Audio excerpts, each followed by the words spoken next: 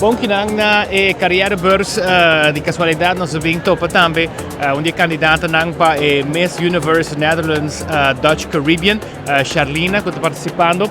Charlina, conta-nos de onde hasta a inspiração para participar desse certamen aqui. Hallo, Masha Danki. Mijn Mark D, mi nome é Charlena. Mi abing recientemente aqui não para seguir com meu estúdio, dus mi tenho menos de 6 lunas aqui não e a oportunidade de por participar desse certamen aqui, apresentar e matuele sem dúvida. É honor de por não somente representar Aruba, pero em caso aqui tour é outro 5 islas que também forma parte de Miss Universe Dutch Caribbean. Sim, eigenlijk me começar no mundo de beleza com 16 anos. Me a representar Aruba 2 viajes internacionalmente, de Miss Princess World International e também de Miss Turismo Mundial na 2021. Sim, dus eigenlijk is het een voortraject. Is het primeiro ano que nanga inclui Dutch Caribbean como provincie por visa.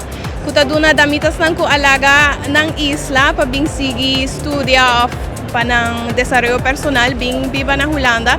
Sa kita bom oportunidade para assim todos por apresentar nos cultura.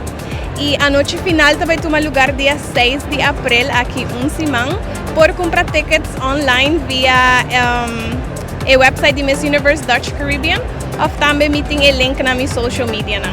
Well, preparação está indo super, essa aqui é último semana, dus pouco stressful, pero me tem team sumamente grande me traz puta na Aruba e nós sempre está em contato, video call, no matter a diferença de horário.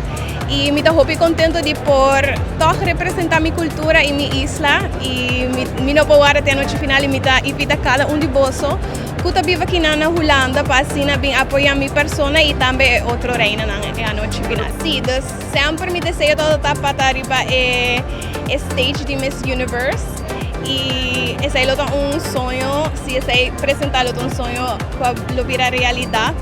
Pero lo más importante es que as pessoas não conscientes de nossa cultura.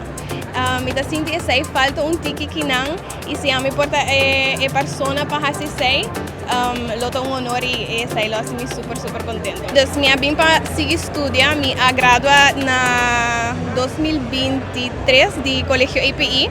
Me tomo tussenjaar e me decidi seguir estudia na Hogeschool van Amsterdam. Commerciële economie, está indo super, me gusta. Dus ja, e também seguir com meus hobbies na beauty pageants.